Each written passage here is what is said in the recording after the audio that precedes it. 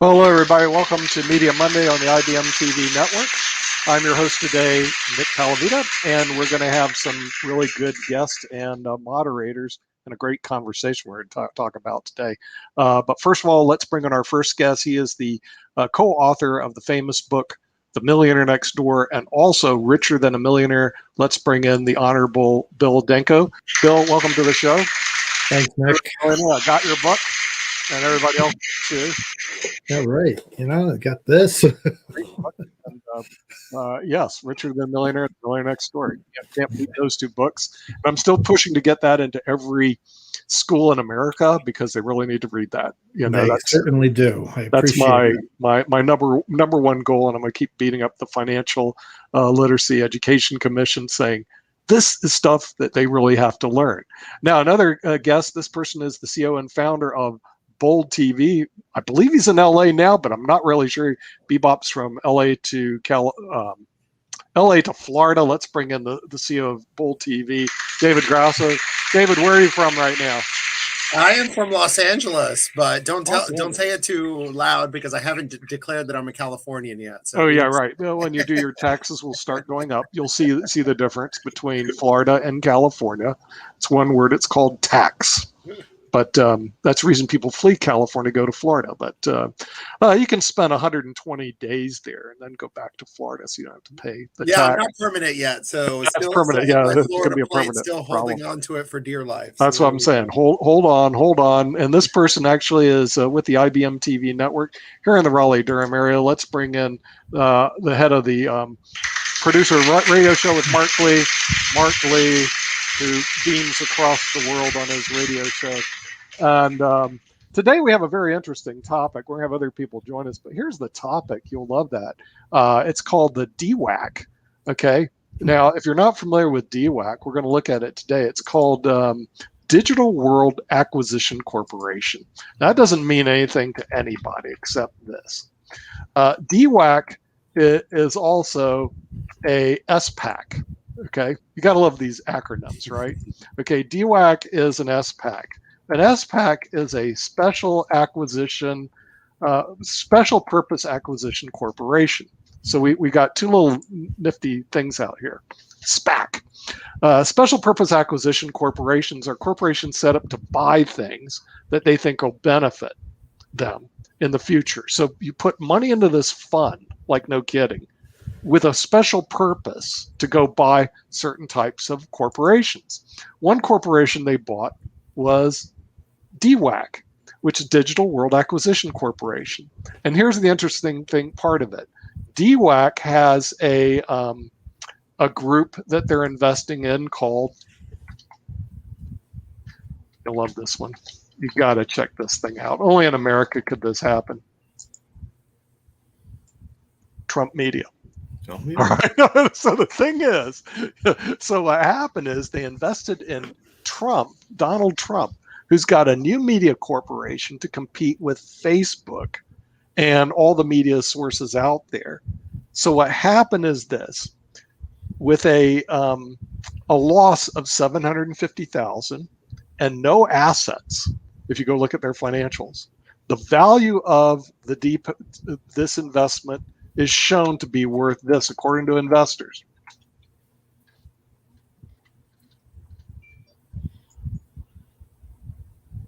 $2.1 billion. I know you'd laugh at it. I did too. I laughed at it also. But the thing is, it has come now. The Millionaire Next Door will love this one. Okay, Bill Denko. It came up with okay, if you look at the financials, they have no revenue. They have a loss of $750,000. Mm-hmm. The stock market valuation right now sits at $2.1 billion because of Trump's name attached to it. In other words, the theory is that he's going to move his 100 million followers over to the Trump media. And then because of it, it's going to be competitive with Facebook. And then all of a sudden, it's going to create this huge amount of positive return for the investors. So my question to you, as the Millionaire Next Door, would you invest or look at something like this? What's your thoughts, Bill Denko? I personally wouldn't invest in it. It's I'm more of a mutual fund kind of guy with a broad index, but I like the appeal of it. I mean, look, the market has spoken. I mean, if there's this kind of demand for this asset, look, you can't ignore what the market has to say. Mhm. So it's all about perception, isn't it? I mean, look, in marketing, perception is reality, and this Oh, is really? real. Yeah. So I applaud it. I really do. Whether you like Trump or not, the Right. point is he's a product, and there's a real perceived value in what he has to offer. Yeah, and you were a marketing professor in Albany, were you not? That was your position, even though you wrote books on the side. Right. For 31 years, I was slaving at the university and Right. doing academic papers, which have a lot of merit. Make Sure. no mistake about it. But they were read by, typically 12 graduate students, and I have a broader message. Along with my colleagues, Tom Stanley and Rich Van Ness, we've really broadened our horizons. That's for sure. Right. Dave Grass, I'm going to go to you. Would you invest in this this Trump media? Is that something that you would put in your portfolio as investing? Absolutely not. I'm I'm more boring like Bill, but let's go back and discuss this because Trump, right? I'm one of the few commentators that goes on national networks who is not pro or anti-Trump, just like I am with crypto, and it actually creates a great space. So I treat Trump more clinically, like how does it work? What should we know, et cetera. So a special purpose acquisition company is one of the things that's the most fascinating things in the market today. SPAC, SPAC, whatever you want to call it. And basically it's a blank check, and they call it the poor man's equity fund, right? I want to invest in things, right, and give it to the public, but all I have to do is intend to merge with something. I don't even have to buy something. I just have to have the intention. Okay. And that's exactly what's going on here. I think Trump has a lot of brand name recognition, but if you look at the price of this SPAC that intends to buy Trump's media company, it's already dropped a lot. And we already saw in the news that Marjorie Taylor Greene, who is, of course, a congresswoman from North Georgia, the leader, de facto leader of the America First movement at this point, has lost a ton of money in this. As far as media goes, I run a media that is a nonprofit. And it's on purpose because there is not a lot of money in media. Especially, I think it's more of a technological play. Assuming that you can drag over 100 million followers from a mainstream platform to your own platform is probably a bit of a stretch. There will definitely be, if you could drag 10 to 20% of those numbers, I would be impressed. And I think really this is a technological play above all, but like everything else. A man who is in his mid to late 70s probably doesn't understand the technology, nor do political people needed to make this company a go. So I have a lot of skepticism, not because it's Trump, because Trump is sells well, as Bill just said, but because of just the fundamentals of this company. Okay. Well, we'll go to Mark Lee. Mark, are you an investor, or are you going to stay away from Trump media? What's your thoughts about this one? I'm staying away from Trump media for a couple of reasons. One, I definitely think that it is, as Mr. Grasso just said, kind of a more of a media play on the sense of Trump's business moves and kind of his thoughts around mobilizing his masses, for lack of a better term, and everything. But David, you said something else that actually interested me, and I was actually kind of come back to a point that I was going to make, which is that actually I agree with you to some degree that media is not necessarily going to make a lot of people profit. But what I found in the media space, and I've been in the media space for a while, is that a lot of times there are some serious media monopolies that exist in the world that probably need to be broken up. And like I said, I've got friends that are in the world of commercial radio, and I've done a lot of work in low power radio and in college radio as well. But we know that in the commercial space, there are entities like Clear Channel and Radio One that really own the majority of the radio stations. We can say the same thing for television as well, because there are basically 3 or 4 major players in television and all of that are making a lot of money in that regard. And I think we can even say that a lot of the social media is now in that same space, because we're seeing Facebook buy up organizations, we're seeing YouTube buy up organizations, we're seeing a lot of this kind of monopoly going on. So I guess the question that I was going to flip it around and ask David is that a concern of yours as one that is running bulk media? Because that's one of my fears, and it's been a fear for decades now, because I saw what organizations like Clear Channel, and I would even argue Live Nation, have done in the live entertainment space and all of that, where they are basically in control of just about all of the elements that you need. In some cases, they're in control of the media outlet, the performer, and even to some degree, the consumer as well. So it seems that we have some major media monopolies, and that can be part of the problem. And I was wondering your thoughts about this, David. Well, let's think about things as dissimilar as airlines, hearing aids, pharmacies, social media companies, media companies. They're all monopolized by a small number of players. It's a huge problem in the American economy. And I think media is more a symptom of the problem rather than the problem. And it's something that really fundamentally Bill and Nick's generation has allowed to happen. And now it's kind of like, oh, well, sorry, guys, it's really hard to compete in any of these spaces. The flip side of that is that when these behemoths, just do business day in and day out, they act more like government than they do nimble organizations. So there is space to disrupt. It's just really hard. You need a lot of money, and you can't be a small guy, but you can't be a big guy either, because big guys aren't very efficient either. So you have to be somewhere in the middle where you have to have a lot of cash, because a lot of these guys like Amazon, Clear Channel, all these people are willing to sink you by doing loss leader like behavior. So it's a complicated situation, but yes, there is a market opening, but it's only for people with very, very deep pockets. I have another question for David. I'm glad you're there on this one. Okay, so Trump Media is going to launch pretty shortly, if haven't already, but they have a problem, which a lot of these SPACs have. They don't have content. So I thought you find this funny, but this is absolutely true.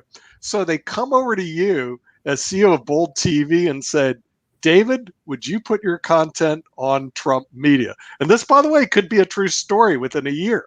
So what are your thoughts on that? Trump Media says, okay, we'll put Bold TV on.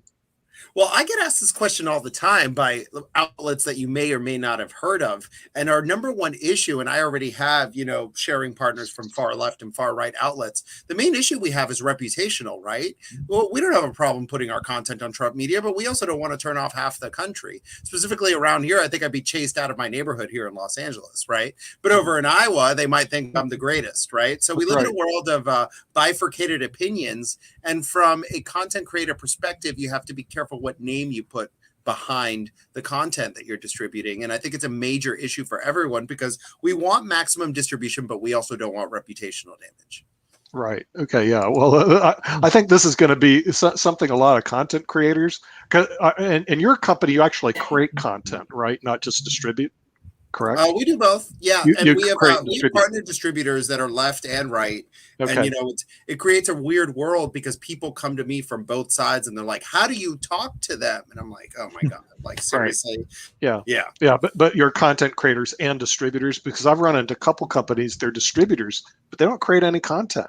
Well, that's the most important thing, Nick. Distribution is everything these days. Content I know that. I'm not going to downplay it. Okay, but the thing is, to me, it's kind of weird, because I thought, well, you got to create it and distribute. Then I find out there's distribution out there that don't create anything. Facebook is one of them right now. They don't create anything, and they're looking to spend about $1 billion in content creation. I don't know where they're going to spend it on or what they're going to do, but that's it. But even more important, Facebook's not going to be Facebook anymore. They've changed their name, and I want to get your thoughts on this, this name change. I think they're calling themselves Meta? Meta. Like metaverse. Metaverse? Okay, since David, you're in California, the land of you-know-what nuts. What is going on? Because you're in LA, your friend, who's it, Mark? He's just right up the street for you. I think he's in the San Francisco area. Yeah. What is his thinking, or is there any thinking on this creating his metaverse? Or is this going to apply to the 12-year-olds that are out there? What are your thoughts on that? It is going to apply to the 12-year-old. So we have to think a bit abstractly, even for someone who, like me, I'm 37 years old. When I heard about this, I was like, what? So basically what Mark Zuckerberg and a lot of entrepreneurs want to do these days is they want to create an artificial universe in which you live, play, and do everything in. And there's a lot of monetary play there. Think about all the revenue opportunities of creating basically a real life game. If you want a dog in that real life game, you have to buy it. If your dog wants a sweater in that real life game, you have to buy it. This is all not real. So you can imagine the profit-making opportunities. So of course, Facebook is a platform that has probably peaked. They have sourced a lot of their growth from Instagram, WhatsApp, and future acquisitions. But this is really a big revenue play, and I think it secures a future for Facebook.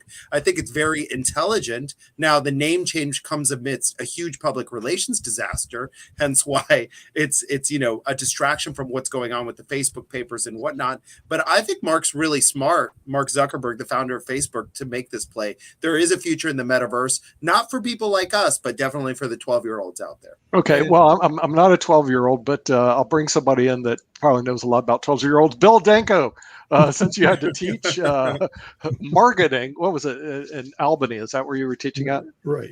Okay. State University of New York. Right. What did you teach about this type of stuff where all of a sudden now you've got this guy, he's worth several $billion, who decides to create this thing called a metaverse? Was that even in textbooks back when you were teaching? Well, a couple of points here. No, it was not. And I always thought of meta as in meta-analysis, which is a summary of a number of studies. And so I never understood why they used the word metaverse. I just don't understand that context. And of course, David talked about the public relations disaster, and I thought you were going to talk about what meta means in Hebrew. Dead. It means dead. Really? And so there's a hashtag that says Facebook is dead. But anyway, branding, of course, is something you don't want to just capriciously change. I mean, there's a lot of momentum behind Facebook, and but nevertheless, I understand Facebook itself is going to continue to exist, and this is going to be an umbrella organization that allows for additional marketing opportunities. So, I mean, it's reminiscent of when in Spanish-speaking companies, when Chevy came up with the Nova car, Nova, no go. From what I understand is the meaning. That's correct. So there are certain things that are just ill-conceived, and I just don't see it what meta means in the traditional sense of marketing research. But it's dead. Okay, so the thing is, metaverse is dead. But I'm still trying to figure out something here Mark. and everything. A couple of things I'm trying to figure out. One is that they have called it, or they're changing their name from Facebook to Meta. There are already several metaverses that exist. I mean, we just had a guest on not that long ago, I think it was 2 or 3 weeks ago, that has got the Black Metaverse. That is actually what it is called, the Black Metaverse. And they are actually running out of North Carolina and Virginia as the founder. So I'm like, how are you going to call yourself a Meta when there are already, as David alluded to, other metaverses that are already out there? There are actually hundreds, if not thousands, of these metaverses that exist. And that seems to me to be a public relations disaster, which they should have learned from a other corporate sponsor as well. Because as many of you know, there's this wonderful search engine that is out there. We all still call it its old name, which is Google. But technically speaking, its real name is Alphabet. That is actually what Google's name is. It is Alphabet. Mm-hmm. Yeah. But they just keep the old name. So the thing is, he may run Facebook as a subsidiary company of Metaverse, which is the holding company that owns Facebook and Instagram, which apparently Instagram doesn't produce anything either. David, do you see any future in these things like Instagram and TikTok? I mean, I see them, but I'm going, is there any monetization play on these things, David? Well, right now they're making a lot of money. I just don't know how many legs these platforms have, because we saw what happened to MySpace. Facebook has peaked. and user experience on Facebook. If you look at active users, that number is going down. It is going up on Instagram. If you look at Facebook, it really does produce a lot of money, and I think it takes a while to figure out how to monetize a platform. I'm sure they'll figure it out for Instagram, but all these platforms have their heyday and then they sunset. Hence why Facebook spent billions of dollars buying Instagram, and many people at the time thought that they were insane, and it turns out it was the right thing to do. And I think this is just the next bet. And I think we're seeing a landscape, especially with technology companies and platform companies, that you always have to have a new bet if you want to stay relevant. Really? Okay. Now you mentioned MySpace. Can you give the viewers a little history about what happened to MySpace? So MySpace is a very fascinating thing. It was really a social media network that beat Facebook to its game. It was more open source. Everyone my age had MySpace when we were teenagers, and it was bought by News Corp. Of course, News Corp owns Fox, the Wall Street Journal, the New York Post, Rupert Murdoch, one of the largest media conglomerates in the world. Right. And MySpace just crashed and burned. It had a little dead cat bounce as a music platform. Justin Timberlake was involved in it for a while, tried to bring it back, but fundamentally it never came back. People migrated off of MySpace and went straight to Facebook. Wow. And the same thing is happening now. They're going from Facebook to Instagram and TikTok. The difference is Facebook owns Instagram, so they're capturing a lot of that migration, and they're connected technologically. Hey, David, okay, I've got two more for you that are in that same realm of the dead technology companies. So I'm going to name two names to you that you probably remember. I know I definitely remember them, but our audience will get a total kick out of them. But do you remember a platform called Friendster? And do you remember another platform called 7 Degrees, which is actually the argument that we're all 7 degrees of separation from each other, and that both of those died a very tragic death and all of that in terms of space. And I can think of others as well, because one of the things that I have observed, and I think that they still are around, even though they may not be as popular as they used to be, but there was a lot of, I would say in the 90s and maybe even the early 2000s, people that were trying to do what I call targeted marketing for their audience. That's when they created Magenta, which was definitely a Hispanic styled Facebook and everything. And it's also when Black Planet was created, which was definitely geared toward the African-American population. And I know that those still exist, but I don't know how much traction they are getting in this new metaverse kind of universe. But I do know that all of those that I just named, including one whose name is slipping me, that is more Asian American based, are in that space as well. So how do you think we're doing in terms of targeted marketing for different audiences? I'm sure there might even be one out there for farmers. I mean, I think that this is the argument, right? That we could see a balkanization or a separation of all these different interest groups. But I think that compatibility is a huge issue. The thing about technology, and I think we learned this the hard way with Microsoft in the late 90s with the Monopoly case, is that with technology, we want compatibility. So if someone figures out how you can have your own interest groups on a universal platform, which Facebook figured out and all of these other people figured out, you'll see a lot of adaptation, because people don't want to log into 9 different platforms. They want one. Yeah. Yeah. And what are your thoughts also? Mark brought up this one, which I'm vaguely familiar with, called Friendster. Do you know anything? Well, yeah, I'm glad you're in the media business, so you understand these things. I don't exist in the media business. Like read this. What's a Friendster? What's the deal? You're gonna have to ask Mark, because I'm too young for that one. Oh, really? Okay. I know what it is, but I never had it. Oh, you never had that. Okay. Now we're broadcasting through a couple new places. One is called LinkedIn, which I actually use a lot for business. But here's another one that I'm just not that familiar with. We're broadcasting now on Twitch. David, do you know anything about this Twitch? So just so you guys know, speaking of conglomerates, LinkedIn, Microsoft, right? Microsoft. Oh, really? LinkedIn is owned by Microsoft. Okay. Correct. We're friends with Microsoft, so go on. Yeah. But Microsoft's a great company. I don't like their Word document. I use Google Docs. But anyway, right. We learned last week that LinkedIn was active in China, which most social networks are not active in China, and they recently shut it down. Twitch is yet another conglomerate. Do we know which one that is? I don't know who owns Twitch. No, I just know we broadcast through Twitch. Amazon bought You're Twitch. kidding me. Yeah. Gosh. This goes back to what I was telling Bill Denko. Said 90% of our media is owned by like 5 companies. Okay. Well, new Well, it media seems is owned by fun a for me to different do. 5 companies. Oh, a different 5 companies. You have 10 companies owning everything. So Twitch is actually Amazon? Yeah, so I Twitch was did not bought know by that. Amazon, but Twitch really started as a streaming platform to watch gamers. So there's a whole Right. sub universe of watching gamers do their thing, and now it's just turned into a live streaming platform. And a lot of people use Twitch, especially a much younger audience. And Amazon did buy it. Right. Okay. All right. So Amazon owns Twitch. So I'm going to bring this last one because Mark, we don't broadcast through these people, and I just got on, so I don't even understand them. Have you played with this thing, Clubhouse, at all? Do you know anything about Clubhouse? See, Yes. you're staying way on top of it. I don't know if Bill Danko knows Clubhouse, all of the stuff we're showing. Marketing has changed a little bit, but tell us. I'm learning it as I'm going. I'm going, what's a Clubhouse? So, David, enlighten us about the Clubhouse. Mark Lee keeps saying, got to get on Clubhouse. So Clubhouse is one of these platforms that really had its heyday during the pandemic when everyone was locked up. It's an audio program. It was originally only available on the iPhone. It actually forced me to get an iPhone. I'm a Droid user. The iPhone's charging over there.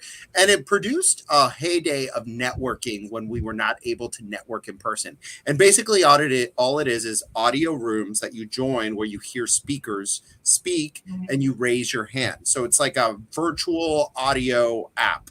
And its heyday, I would say, is about a year ago, less. You know, about 6 months ago, everyone was on Clubhouse. There are still people on Clubhouse, but not nearly as many as there were in the spring. Who owns Clubhouse? Is it Microsoft, Amazon? No, I think Clubhouse is independent. Let me check. Really? Okay. They are independent, but their competitors are not, because they recently, as David just alluded to, there are new competitors. And yes, some of the membership has dropped off, even though they changed their rules about Android. So now Android users are coming into Clubhouse. So the memberships may be fluctuating, but I have heard some people speculating that it could go the way of Friendster and MySpace, so it could eventually collapse and everything, but who knows? I also understand that the owners who are independent have some wealth behind them, so they might be able to stay in the game for a while and all of that. But definitely, I do know that one of the competitors is Green Room. I always have to think of acting. Green Room, okay. Green Room, and Green Room is actually owned by Spotify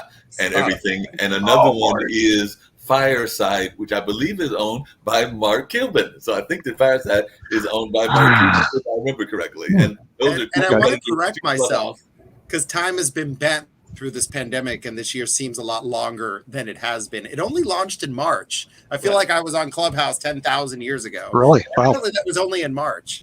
Okay, so it still has some ways to grow, as they would say. Now I'm gonna give you the last one, which you might be a little familiar with, and you could tell our viewers about it. I've heard about it, I've seen them, but do you know anything about this one? It's called Bold TV. Yeah. Who are they, and what are they doing? Where they're going? All right, well, who are they? Where are they going? What's the story there? So Bold TV was actually started by a friend of mine that I went to Harvard with. Yes, my claim to fame is that I went to Harvard. And basically what happened was she started it amidst the boom of social media back in the mid-teens, right? In 2015, we launched. Right. And I was one of the first hires. And basically we built our whole business around something called Facebook Live. And Facebook Live at the time, you turn on the camera and you get 100,000 views. So it was one of those things that we experienced rapid growth. Right. Monetization really wasn't a concern back then. It was so extreme back then that you should build your business with partners in mind that people back then didn't even build websites. They put up their blogs on Medium. They built their brand around Facebook Live and around a little thing called Periscope, which was on Twitter, which doesn't exist anymore. And basically what happened is that overnight, Facebook had an algorithm change and we went from millions of views down to basically statistically none. So my friend was going to walk away. And at the time I was working for a nonprofit. And I said, hey, you know, part of my mandate is to reach young people. You have a very effective vehicle for doing that. I know it's broken. Can I at least start fixing it? So first we did a partnership and I got our views significantly up. And then eventually my friend was like, well, I give up. I don't want to do it anymore. So he said, okay, we're going to facilitate the purchase of this. And that happened during the pandemic. And since then, we've 10x'd our audience through a weird mix of organic, partner, paid, you name it, and pivoting every 3 weeks because that's what we have to do to survive in this world. So this has turned into a living laboratory of what works in digital media today. And that's the whole point of my nonprofit mandate. Wow. Are you producing a lot of video content, or do you produce video content and written content? What's the type of content that you're predominantly producing at Bold TV? So we have always been a video-centric brand. We have now become more article-centric as well. We produce 100 videos a month. So we are busy bees. Yeah. Right. And we do it with a fairly small staff. So my claim to fame is I brought down the cost of content creation. So I looked at the way we were making content. I make short form content. Really, these days, the maximum time of content that young people want is less than 2 minutes. I know. We pump those out like crazy. We do a lot of graphics. We bring in influencers. And I really pioneered every single one of those programs, because when I came into Bold TV, we were just doing things the old fashioned way and crashing and burning. Right. Well, how do you monetize 2-minute content? Just curious. Nobody knows. Hence why this is a nonprofit. We have some ideas. Basically, our biggest monetization play is probably other nonprofits coming to us and saying, hey, what the hell do we do? And we're already having preliminary conversations about that. But we really don't know. I have some ideas for monetization, including affiliate marketing, building brands on top of that, because there's really no way to have monetization with short videos, because ads are very disruptive. Right. And then ads don't spit out what they used to. And also traffic does this. So basically what I've done is a synthetic measure, right, to figure out how do we grow the fastest. So sometimes the brands grow faster. Sometimes the talent profiles grow faster. Sometimes web is growing faster. Sometimes Instagram is growing faster. And we have to pivot.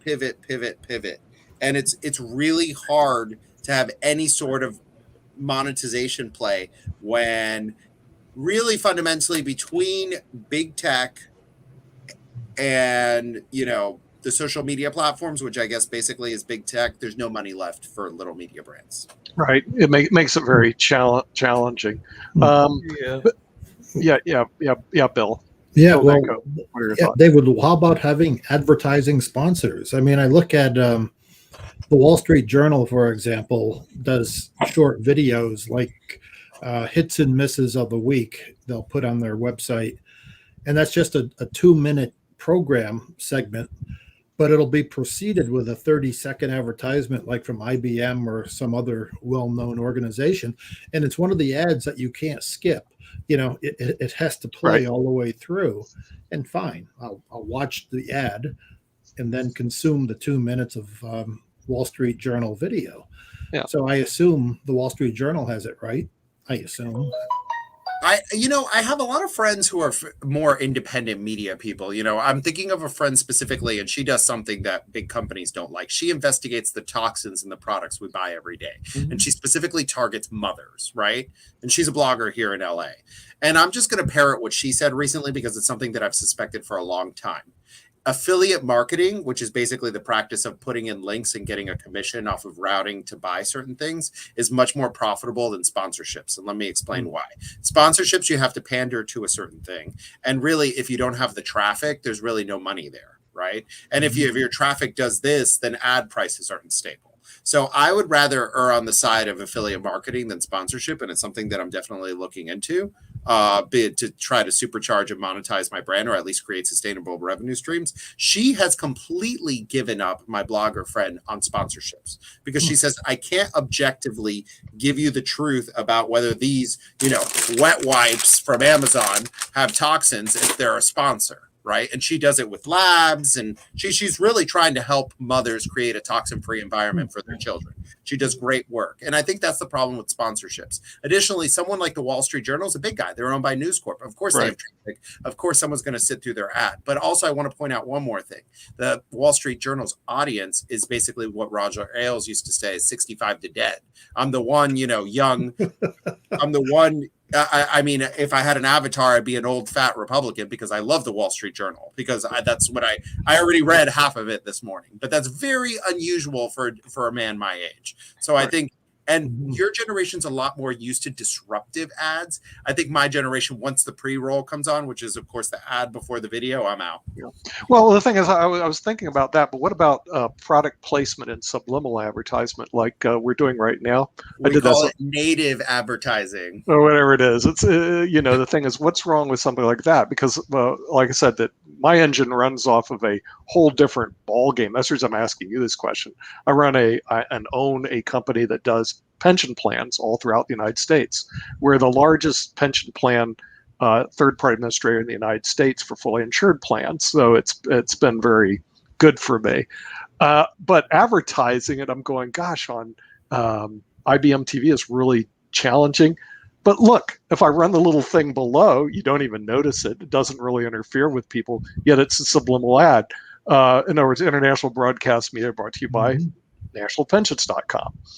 And what are your thoughts about running something like that, David? In other words, subliminal ads underneath the video. I think it's the only way. If you look at people like Business Insider, now rebranded as Insider, they're doing some of the best work right now, written content. Right. They do a lot of native advertising and sponsored posts, and I read some of them. And those are ads that are actually reaching me. Yeah, I think native content, and there are whole departments with the big guys dedicated to this. And I think it's definitely an area that's because the thing is, it doesn't see. The thing is, I'm running the subliminal underneath. It doesn't interfere with us talking. Like I agree with you when they show ads before, they show ads after. Honestly, I tune out. I mean, I just tune out until the content. If they run a subliminal underneath, I don't know if people watch it or not, but it's almost hard to ignore because it's kind of annoying. So you're going to see it. You see what I mean? But it doesn't interfere with what we're doing at the same time. So anyway, that's our thoughts. Bill Danker, what are your thoughts about running subliminal ads underneath? I'm curious. Yeah, there's a lot of words you have there. I know it's only because unfortunately it's long. You know. Yeah, it is less disruptive. But one of the things I find disturbing, for example, if you were to watch a Roman Catholic Mass on YouTube, some of them right before communion, they'll have an abrupt break and put some sort of advertisement, then get back to the communion. Right. I think, what the heck is going on here? Yeah. David, So yeah, that's pretty disruptive. But what you have here is what do you call it? A chyron? Yeah, well, is that what they call it? Mark, what are your thoughts on that? Because I'm going to try to get this to run on some of the shows that you do on IBM. I've actually run those even on some of the shows that we are bringing onto the network. There are some people that will even have those kind of things going about their guests, and some of the guests do have businesses, so that is a common strategy. I know that Barbara H. Smith uses that regularly, and I've actually been producing her show for a while now, and a couple of other people use it also. So I actually find that it is not all that disruptive. I did have a question for David about affiliate marketing and this affiliate program, because I actually remember joining years ago LinkShare, which is supposed to be one of those programs that's tied into LinkedIn and things of that nature. And of course, you can even have advertisers that are major corporations like, the Amazons of the world, the Walmarts of the world, even the Sears when it was around and being a more active company, and even smaller things like maybe your neighborhood ice cream shop or whatever. But I can tell you that as one that tried to get into LinkShare, it wasn't always as consumer friendly as maybe I would have liked it. So I was just wondering, is that an issue that you ever ran across? Because like I said, I remember signing up for it. I think I'm still a member of LinkShare. I get the links all the time saying that I can embed this into that program. I can embed this into that other program and everything. But that whole embedding process is not always easy and consumer friendly. So I was just wondering, as you are creating this, is that an issue that you have run across? And if it is not, how have you gotten around it? Because I want to get around it, because like I said, I would like to make a little bit of profit off of what I've gotten into, which is a LinkShare, but LinkShare is just one of them. Like I mentioned before, I'm also quote unquote an Amazon influencer, even though I don't even know how they got me on that ranking, but I'm not going to argue with them. But how do you use these tools if you're going to use them in Bold TV?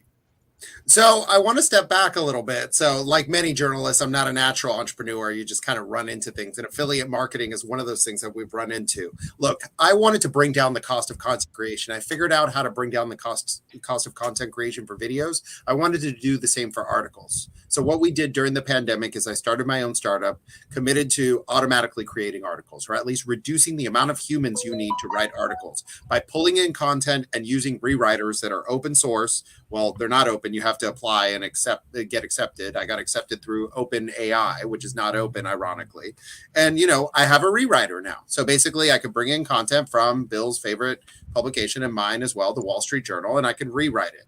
And one of the case studies that has been suggested to us after pitching in umpteen competitions has been affiliate marketing. And that's something that we're still working on, Mark, and I really don't know. I'm reading all the books right now on affiliate marketing, so that's where I'm at. But basically, I call it the robot. And the robot that we built, it's called Letra, like letter in Spanish. And what it does is basically tells you what's trending, and then you use that to rewrite existing content and push it out. So basically, my dream has always been to have Bold TV have fresh breaking news content with a small staff. And we're still we have a product now. We're using it. We've been using the trending bot for 6 months, and the content bot is on its last, it should be done by the end of the month.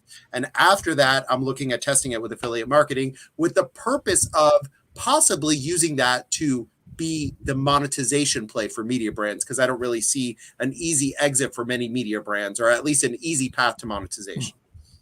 Yeah. David, for those rewrites, I mean, would you put a link to the original article?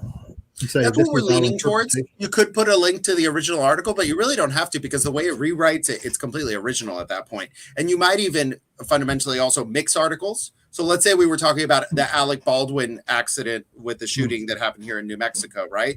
You could source the top 5 brands, right? Fox, CNN, Wall Street Journal, etc., and mix them all together. And then a human could help the rewriter organize it. And then what article did it come from? I would rather cite, right, to at least have some sort of attribution. It really doesn't hurt us. I mean, it's just an aggregation tool more than anything, but it is original content.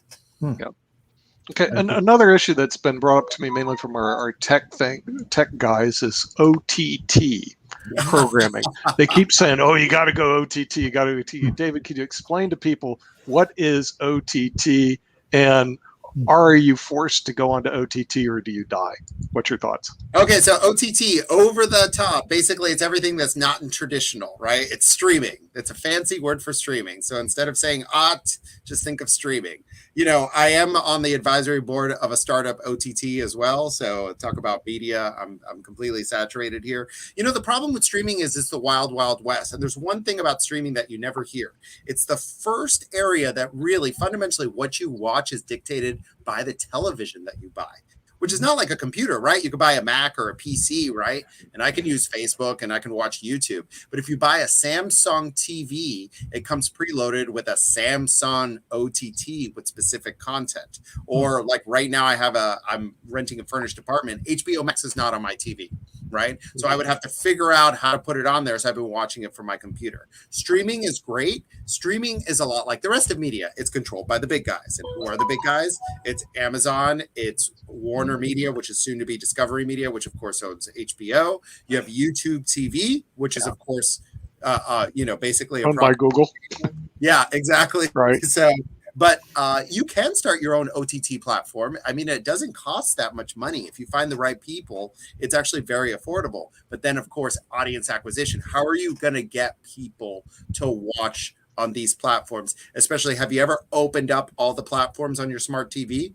It's crazy. No. It's like there's a lot 1,000 of them, right? So let's say you have a show, Nick, and you want your friends to go to it. You're going to do this, right? And let's say you have a Roku channel. Roku is probably the most universal, platform right now. So let's say you have a channel on Roku. You got to do this, and you got to look for it. And you know how the navigation tools are on smart TVs; they're terrible. By then, you give up. Especially if you're used to just channel surfing, it's a very hard environment to navigate in. Right. So the thing is, that was my suspicions, is that OTT isn't just going to solve anything, because people still have to you have to migrate over to that OTT channel unless it's pre-installed. I mean, that's just the nature of the beast. We did have a comment come in from one of the viewers. Here we go. What the user has to say. Okay. Trump disgrace to America. Haven't heard that one before. Never heard that one before. No, I don't think we've heard that argument before, but it sounds to me like the way that you're describing stuff, David, and even Bill and everything, and that's actually going to bring the generations together.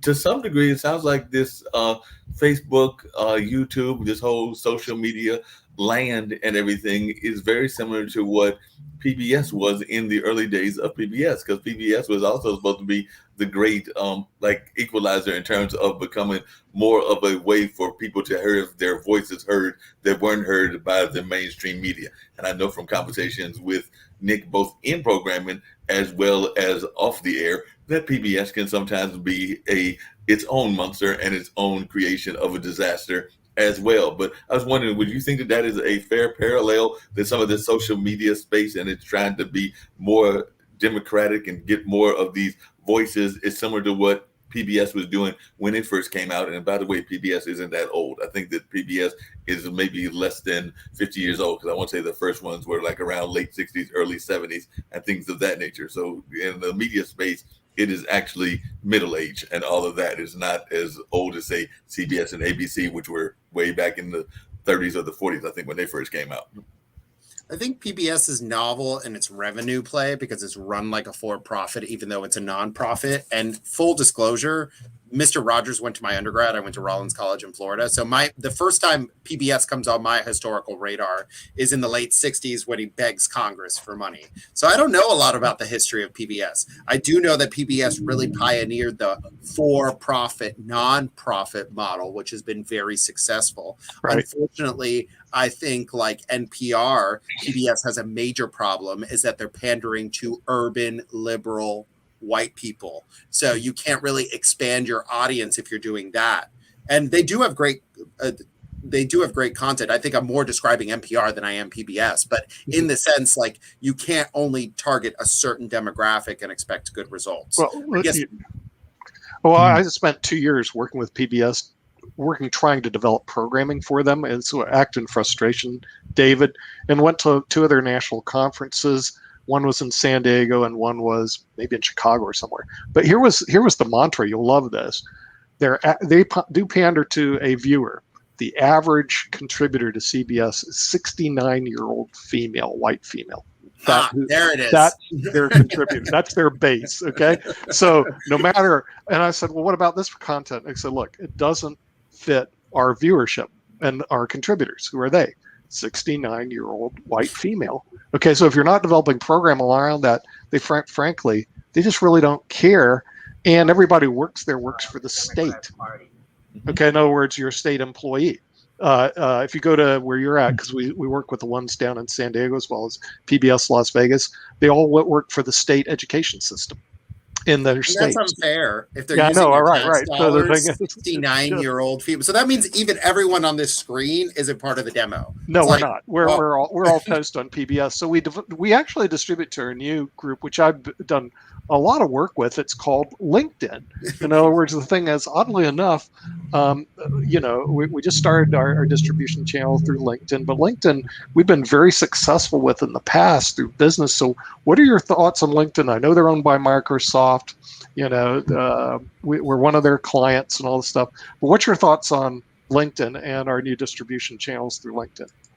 I mean, I'm the biggest on LinkedIn. That's where I'm the most famous. So I guess I have to like it. I have a lot of connections on LinkedIn. I'm very active. Right now, polls are the way to increase engagement on LinkedIn. I'm a fan of the founder, Reid Hoffman. I think LinkedIn is great.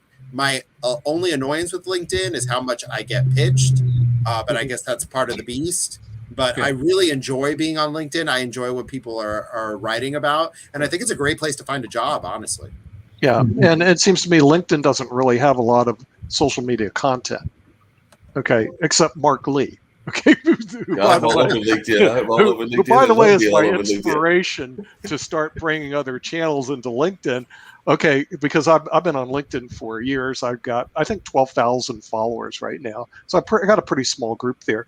But I work with them a lot. I work with a lot of people there. And then all of a sudden I started seeing Mark Lee on all the time. I'm going like, Lord, he's like everywhere on LinkedIn. And I scratched my head. I said, why aren't the rest of our channels on LinkedIn? Yeah, so I finally got it. Or I started pushing all of our other shows onto LinkedIn because I was going, it's almost hard to miss. So that's the reason I want to get your thoughts. Bill Danko, I'm curious about your thoughts on LinkedIn. I don't know if you're on that Yeah, I platform am. or not, or what? I am, and I always get the notifications from Mark Lee that he's live in person, which is a distraction. But no, it's wonderful. Distraction of itself. That's what I'm saying. Tonight I'll get Mark Lee is live with XYZ. It'll be on every bloody You'll night. get at least 3 notifications this evening. I can guarantee you that, because I've got 2 more shows to do. So you'll get the one about the radio show, and you'll get the one about Mullins, and then you'll get Maxine's show at 7 o'clock. So I can't say any promises you'll get any more, but you'll get at least 3 later on today on LinkedIn, because all of those are on LinkedIn and everything. And definitely you'll get a few more on tomorrow, and definitely through the course of the week. You probably don't get that many on the weekend, but I'm trying to change that as well, because I do have some friends and folks. Yeah. And Bill, don't feel bad. I've actually was at an event publicly, and a friend of mine came by, and they told me, and they've known them for a while. They were like, yeah, I see you all the time on LinkedIn. You're always popping up, and I'm actually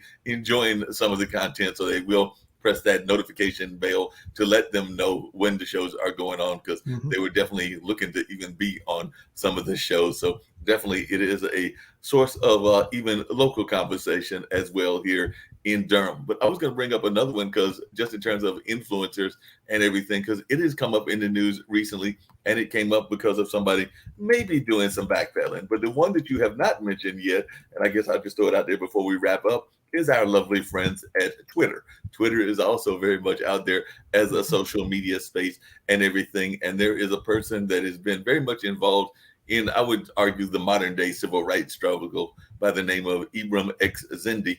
And apparently he had to delete a tweet that he put out, because he was saying that he had put out an article citing that 34% of European American students had to apply to colleges and universities had falsely claimed that they were a racial minority on their application, and that 75% of those were accepted. So then he went back and backtracked on that a little bit and everything, and the critics definitely pounced on it, because they were saying that actually undermined his life work, because his life work had been about white privilege and things along those lines. So he was actually, in their mind, making an argument that might be counter to what he had been saying for decades and all of that. So no matter what you think of Ibrahim, there is no doubt that Twitter is used by influencers. And I think that this is an example of influencers on both sides of that argument. So David, do you think that Twitter is still a valuable source for our influencers? Because definitely I do find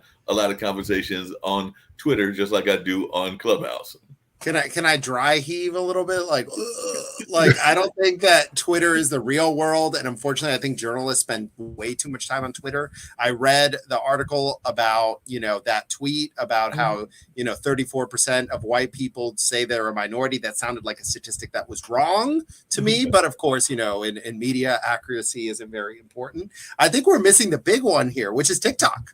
Right. Yeah. Honestly, I don't like Twitter. I think Twitter serves a purpose. I think Twitter is good for breaking news. I really think Twitter is very mean-spirited and does not reflect the real world. I always instruct my employees to stay off of Twitter, because I feel like it's an echo chamber. But TikTok is a Chinese platform. So that's the first time that a non-Facebook app has been downloaded billions of times around the world, which is, TikTok's a great platform. It basically is short form video. It's funny, it's viral, etc. One big problem: ByteDance is based in China, and in China, there is no difference between the public and private sector. So there are a lot of concerns that TikTok is basically Chinese Communist Party spyware, which has led countries like India to ban it, and Donald Trump wanted to ban it, actually with good reason, but he didn't get that across the finish line. He also tried to do a shotgun marriage between TikTok and Oracle, Walmart, and others, and none of those worked out. Of course, TikTok is still registering massive amounts of growth. Here in Los Angeles, there's a building at 10,000 Santa Monica Boulevard that has the highest concentration of TikTok content creators in the world. I was there recently, and I have some pictures, and you can see people with the ring lights and the racks full of clothing. And a lot of these people are young. And basically, TikTok is where your kids are if they're teenagers. If they're in their 20s, they're probably just passively watching TikTok. TikTok is a place where minors from around the globe interact. And that's the biggest concern, which is that if it is truly, fueling China's ambition, they're doing it at the expense of our youth. Yeah, the problem I had with distributing through TikTok, David, is that our viewers aren't looking at some guy running up to a car and what No. type of car do you drive and boy, what job do you have? I mean, our clients are the millionaire next door, not the stupid guy driving a car, which is probably not the millionaire next door, by the way, Bill. That's why as Bill you know. doesn't live in LA. Okay, I've read Bill's book because I used to be the stupid guy who drove those cars. Then I read Bill's book and I said, don't be the stupid guy who drove no car. Drive the cheap car and put the million in the bank. That's Much right. smarter, right? Than driving the Lamborghini worth $1 million and have no other money except the stupid car. And then the next thing they do, you got all these dancers for 2 seconds and then they're done. So like I go, that's not, we don't, I don't think we distribute through TikTok, but I don't even think we're looking at it. And I don't think we distribute through Twitter either, do we, Mark? We do distribute through Twitter. We do distribute through Twitter. With the videos that are on Twitter, they actually do allow videos and even allow the long form. But I did have another one that we have not mentioned that we also distribute, which is also kind of a tool that can be used as a aggregate meeting platform, which is one that I know that Jacoby is a big fan of, who is our Gamers Den guy. But I'd love to hear David's thought about our lovely friends at Discord, because Discord is another one that we hear people talk about a lot as well. So what is your thoughts on Discord? I don't know a lot about it, honestly. I thought you were going to say Reddit, which I think Reddit is fantastic and it's a great distribution source. And in fact, we use Reddit comments to guide everything we do. Discord, I mean, I know it's big, but I don't know a lot about it. Tell me about it, Mark. Well, I mean, a lot of the people that I'm seeing are using it as a platform, not just to put their information out, but also what I would consider almost like a meeting type platform as well, because a lot of times there will be like those small groups, like if you are part of a group, they will have you on their Discord channel. So like if you're in an investment group, or if you're like a member of a fan of the millionaire next door, you might have a whole lot of authors that are people that are in that same related field that would be there in a similar Discord space. So a lot of the times the Discord spaces are very much individual club. So there's almost kind of like that club model, similar to what Clubhouse has done as well, but it's more of a Facebook computer model in that sense. So that's the way I would describe Discord. It's like group chats, but more targeted group chats. Do we distribute through Discord, Mark? We are looking at doing some distribution to Discord. We actually have a Discord channel, which is actually the Gamers Den has its own Discord channel. And I think he created one, meaning Jacoby did, for IBM TV, which unfortunately we did not get a lot of our producers to buy into. We're missing the conservative channels. We're missing Parler and Getter, of which I've met both of the founders. So of course, Parler, was a Twitter, like thing that unfortunately got taken down for conservatives, and liberals cheered it on because it's alleged to have played a role in the Capitol riot that happened on January 6th. So Parler is not as popular as it was. We actually were talked into going on Parler. Again, we had that concern of reputational damage, but we thought, I had a conservative friend who was like, come on Parler. And we went viral on Parler before it got taken down. So now Parler's back in some sort of iteration, but its heyday is kind of gone. A new one is called Getter, Gettr. And this is someone, his name is Jason Miller. He's part of the Trump administration. I interviewed Jason on my podcast. And Getter is growing really fast as well. And that's kind of, they're being threatened right now by the rise of more Trump media. So there are these, more right-wing Twitter-like organizations that have grown a lot. So we'll see how they do as Trump weighs in with his own brand. You mentioned earlier, and I know we're winding down almost at the top of the hour, but you mentioned earlier Reddit and also Medium, and I usually think of them along with Substack. And I just was wondering, David, sometimes when I look at them, the content is kind of like getting a edition of the New York Times. It's can be very overwhelming because you get a lot of information put at you, and it's like small print and things of that nature. So I was wondering, is that ever a concern of yours when you look at things like Reddit and Medium? Because sometimes the articles aren't as concise as we would like. And we do know that in this generation, a lot of times folks are looking, as you just said, for that 2-second read or that 2-minute read. And sometimes the Reddit reads are much longer. So I was just wondering, as we I love Reddit. And another one that I like is Quora. Quora is a lot like Reddit. I read Quora in Spanish to keep it up. I read Quora in Spanish and Portuguese, and it's basically a lot like Reddit. It's a crowdsourced platform. Quora specifically answers questions. I also want to mention Substack. Substack, talk about a monetization play. The people in journalism who are making a bunch of money right now have their own Substack. And you talk about all of the misfits of the world. Glenn Greenwald, Matt Taibbi, these former liberals turned like conservatives turned, I don't even know what they are anymore, are making thousands of dollars a month off their Substack. Barry Weiss from the New York Times famously left the New York Times, started her own Substack, and now has a staff of 5. So if you do have a following, you should have your own Substack. Now, there was an article over the weekend about how places like CNN, Fox, all the big guys are not allowing their talent to create their own Substacks because they say it's competition. Yeah, you thank you for mentioning that, Mark. The biggest play for print content creators these days is Substack because their readers have to pay to subscribe. Yeah. Really? Okay. Well, do they take video in Substack? Do you know?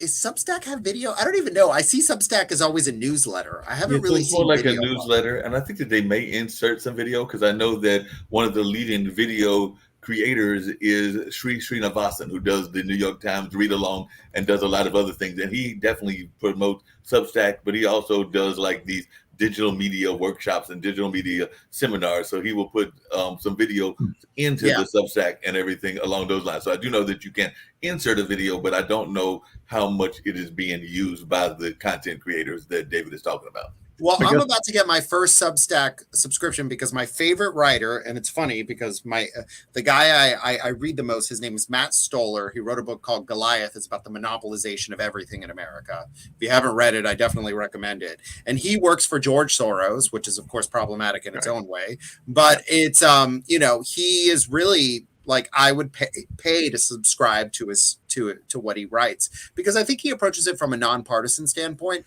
and I think it's very smart of him to try to get an audience because especially his audience he could charge more because it's all very highbrow stuff. So instead of playing a numbers game, he's playing a quality game. Quality game, right? And with that, we're going to have to end our quality show today. And we'd like to thank David Grasso, the CEO of Bull TV, Mark Lee, the producer of the radio show with Mark Lee, and other shows that you can't miss on LinkedIn. Right, you can't miss on LinkedIn. By the way, David, I need you to subscribe to my Substack. I do have a Substack. I think I have like 2 subscribers right now, so we need to get that increased and everything. And Bill Dank, co-author of Richard and the Millionaire and The Millionaire Next Door. We'll see you next week on Media Monday on the IBM TV network. Take care. Bye.